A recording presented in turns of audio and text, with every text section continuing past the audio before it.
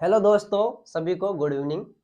हमारा चैप्टर चल रहा था राजस्थान की वनस्पति, जिसमें ये इसका तीसरा पार्ट है, जिसमें हम बात करेंगे प्रमुख वन संपदा एवं घास घासों के बारे में जानेंगे और प्रमुख वन संपदा के बारे में हम जानेंगे। ठीक है, तो सबसे पहले हम बात करते हैं, कुछ वन संपदा की बात करते हैं। तो सबसे पहले जो वृक्ष है इसकी बात करते हैं, खेजड़ी। खेजड़ी के बारे में बात करते हैं तो खेजड़ी हमारा राज्य वृक्ष है।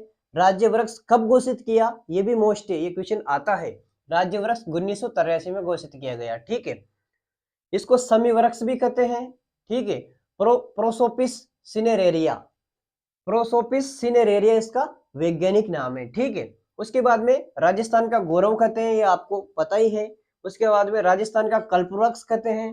उसके बाद में पश्चिमी राजस्थान में ये मिलता है, यानी कि वो विशेषकर जोधपुर में देखने को मिलता है। और विजयदशमी के पर्व पर या विजयदशमी के दिन इसकी पूजा की जाती है, खेजड़ी के वृक्ष की। और गोगा जी की थान या फिर इसके मंदिर, गोगा जी के थान या फिर मंदिर इस वृक्ष के नीचे बनाए जाते हैं। ठीक है, उसके बाद में हम बात करते हैं अंबरतरी। जो अंबरतरी है ये औषधि निर्माण में काम आता है, और इसको डिग्ली पटेरा आबुएंसिस भी कहते हैं। इसका वैज्ञानिक नाम है अंबरतरी का डिग्ली पटेरा आबुएंसिस। ठीक है, माउंट आबू में ये देखने को मिलता है, माउंट आबू सिरोही में। अब उसके बाद में बात करते हैं हम रोहिडा। रोहिडा, इसको मरु सागवान भी कहते हैं। राज्य पुष्प है। और राज्य पुष्प कब घोषित किया गया? राज्य पुष्प 1983 में इसको भी घोषित किया गया। इसका वैज्ञानिक नाम है डिकोमेला अंडुलेटा। ठीक है, डिकोमेला अंडुलेटा जोधपुर में देखने को मिलता है। इमारती लकड़ी यानी फर्नीचर निर्माण में काम आता है। उसके बाद में हम बात करते हैं सागवान। जो सागवान है ये बांसवाड़ा में देखने को मिलता है, इमारती लकड़ी और फर्नीचर में काम आता है। ठीक है, उसके बाद में हम बात करते हैं महुआ। जो महुआ है, महुआ तो बहुत काम की चीज है, आपको पता है। जो महुआ है इससे आपको पता है शराब निर्माण में बहुत ज्यादा योगदान है इसका। तो इसका जो वैज्ञानिक नाम है मधुका लोंगिफोलिया। ठीक है, मधुका लोंगिफोलिया। वागड़ यानी डूंगरपुर, प्रतापगढ़ और बांसवाड़ा में देखने को मिलता है। आदिवासियों का कल्पवृक्ष कहा जाता है इसको। और इसके फल से, ये मोस्ट इससे क्वेश्चन आता है कि इससे जो फल है, फल से तो इससे शराब बनाई जाती है। और जो इसकी छाल है, छाल औषधि निर्माण में काम आती है। तो आज की क्लास में हमने अभी तो 5 वृक्ष देखे, हम 5 और वृक्ष देखेंगे और फिर उसकी कुछ घासों के बारे में बात करेंगे। तो एक बार इसका रिवीजन कर लेते हैं। हमने खेजड़ी देखी, राज्य वृक्ष से 1983 में घोषित किया गया। विजयदशमी के दिन इसकी पूजा की जाती है। और राजस्थान का गौरव है, राजस्थान का कल्प वृक्ष है, पश्चिमी राजस्थान यानी जोधपुर में देखने को मिलता है। उसके बाद में हमने बात करी कि गोगा जी की थान और मंदिर के वृक्ष के नीचे रहते हैं, बनाए जाते हैं। सागवान की बात करी, बांसवाड़ा में पाया जाता है, इमारती लकड़ी के निर्माण में इमारती लकड़ी मिलती है इससे। और भारत की बात करें तो जैसे सागवान है वो बांसवाड़ा में मिलता है। अगर भारत की बात करें तो मध्य प्रदेश में सर्वाधिक देखने को मिलता है। ठीक है, उसके बाद में अंबरतरी की बात करें, इसका वैज्ञानिक नाम है डिग्ली पटेरा आबुएंसिस। औषधि निर्माण में काम आता है, माउंट आबू सिरोही में आपको देखने को मिलता है। रोहिड़ा, ये जो मरु सागवान कहते हैं इसको, राज्य पुष्प है, 1983 में घोषित किया गया। टिकोमेला अंडोलेटा, इसका वैज्ञानिक नाम है, जोधपुर में देखने को मिलता है। इमारती लकड़ी और फर्नीचर निर्माण में इसका यूज किया जाता है। जो महुआ है, मधुका लोंगिफोलिया इसका वैज्ञानिक नाम है। वागड़ क्षेत्र में मिलता है, डूंगरपुर, प्रतापगढ़, बांसवाड़ा में देखने को मिलता है। आदिवासियों का कल्प वृक्ष कहा जाता है इसको। और इसके फल से शराब बनाई जाती है और इसकी छाल से औषधि बनाई जाती है। इस प्रकार से हमने देखा। ये है अनुज अग्रवाल, आईएएस की तैयारी में लग रहा है। तो अब बात करेंगे हम, अब हम बात करते हैं कुछ और वृक्ष की बात करते हैं, वन संपदा की बात करते हैं। खेर, खेर है जो इसकी छाल से कत्ता बनाया जाता है। जो खेर वृक्ष है इसकी छाल से कत्ता बनाया जाता है। ये मोस्ट क्वेश्चन है कि खेर की छाल से कत्ता कौन सी जनजाति द्वारा बनाया जाता है? तो खथोड़ी जनजाति द्वारा खेर की छाल से कत्ता बनाया जाता है। खेर सर्वाधिक उदयपुर और चित्तौड़गढ़ में देखने को मिलता है। और जो तेंदू है, तेंदू ये प्रतापगढ़, चित्तौड़गढ़ और हाड़ौती क्षेत्र में सर्वाधिक पाया जाता है। जो तेंदू है, तेंदू की पत्तियों से बीड़ी बनाई जाती है।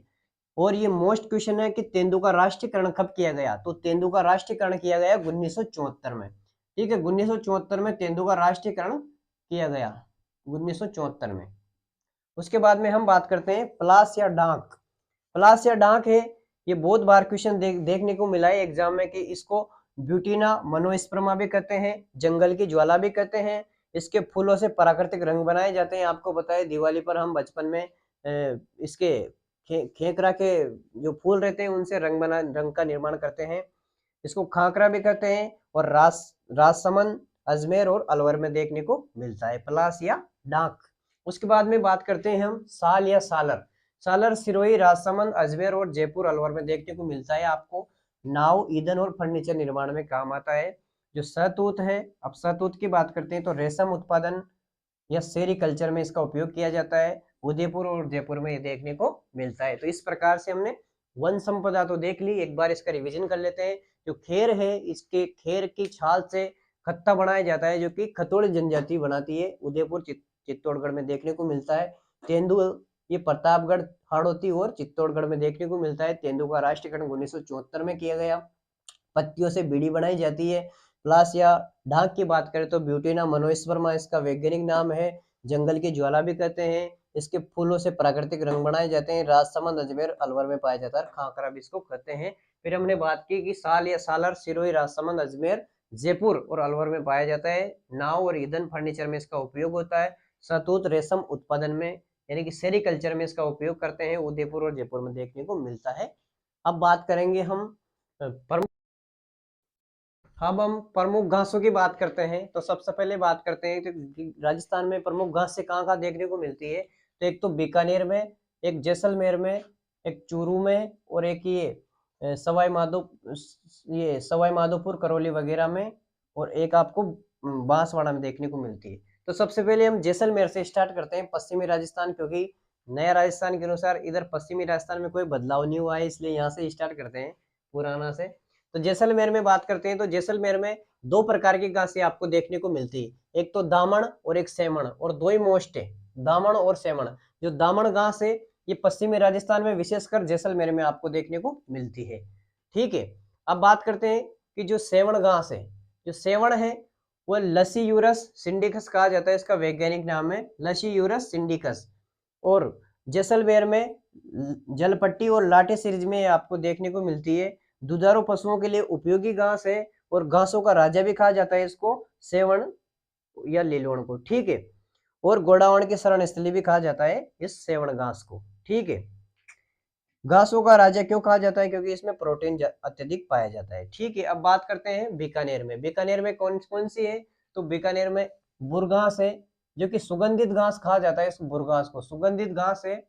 ठीक है, इसमें यही है। अब चूरू की बात करते हैं तो चूरू में जो घास पाई जाती है मोचिया घास, जो कि सर्वाधिक आपको ताल छापर चूरू में देखने को मिलती है। काले हिरण के लिए बहुत उपयोगी है घास, ये मोस्ट है, काले हिरण के लिए बहुत उपयोगी है ये मोचिया घास। और अब बात करते हैं अपन कस घास। जो कस घास है इसका विस्तार है ना, इसकी लोकेशन बहुत ज्यादा मोस्ट है लोकेशन, इस सवाई माधोपुर, करौली और टोंक और भरतपुर में आपको देखने को मिलती है। सुगंधित घास है, इससे इत्र या शराब बनाया जाता है कस घास से। ठीक है, अब बात करते हैं बांसवाड़ा में कौन सी है, तो बांसवाड़ा में बेम्बू या बांस घास, बेम्बू या बांस घास। आदिवासियों की इमारती लकड़ी कहा जाता है इसको। ठीक है, आदिवासियों की इमारती लकड़ी प्राप्त होती है इससे, बेम्बू से। 2017 में ये मोस्ट क्वेश्चन है कि 2017 में जो बांस था इसको वन की श्रेणी से हटाकर और घास की श्रेणी में का दर्जा दे दिया इसको। 2017 में वन की श्रेणी से हटाकर घास की श्रेणी का दर्जा दे दिया अरुण जेटली के टाइम पे, उस टाइम पे अरुण जेटली थे। ठीक है, सबसे ऊंची घास है और आदिवासियों का हरा सोना कहा जाता है बेम्बू या बांस घास को, आदिवासियों का हरा सोना कहा जाता है। एक बार और हम इनका रिवाइज कर लेते हैं। जो धामण या जैसलमेर में दो प्रकार की घासें देखी हमने, धामण जो कि पश्चिमी राजस्थान जैसलमेर में देखने को मिलती, एक सेवण जो कि लसियूरस सिंडिकस इसका वैज्ञानिक नाम है। जैसलमेर जलपट्टी या लाठी सीरीज में सर्वाधिक पाई जाती है, दुधारू पशु के लिए उपयोगी है और घासों का राजा कहा जाता है क्योंकि इसमें सर्वाधिक प्रोटीन पाया जाता है, और गोडाउन की शरण स्थली इसको कहा जाता है। बीकानेर में बुरघास है, सुगंधित घास है। फिर चूरू में मोचिया घास है जो कि सर्वाधिक जिस तालछा पर चूरू में मिलती है देखने को, काले हिरण के लिए उपयोगी है। फिर हमने बात करी कस घास जो कि सवाई माधोपुर, करौली, टोंक, भरतपुर में सुगंधित घास, इत्र शराब बनाया जाता है। और बेम्बू घास की बात करी जो कि आदिवासियों की इमारती लकड़ी प्राप्त होती है। 2017 में बांस को वन की श्रेणी से हटाकर घास की श्रेणी में दर्जा दे दिया। सबसे ऊंची घास और आदिवासियों का हरा सोना है। कुछ अन्य घासों की बात करते हैं, इनसे भी क्वेश्चन आते हैं। अंजन, करड़, बरूट, ये क्या है? क्वेश्चन आता है कि अंजन, करड़ और बरूट क्या है।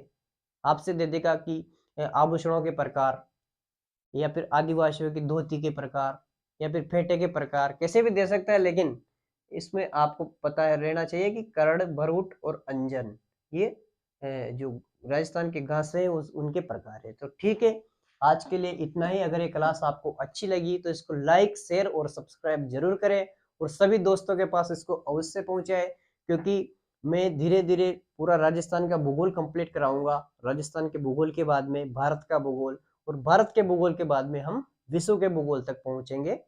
ठीक है, तो आप इस क्लास को लाइक, शेयर, सब्सक्राइब जरूर करें। आप सभी का बहुत बहुत धन्यवाद। Thank you. ऐसे ही हमसे जुड़े रहे अनुज के साथ।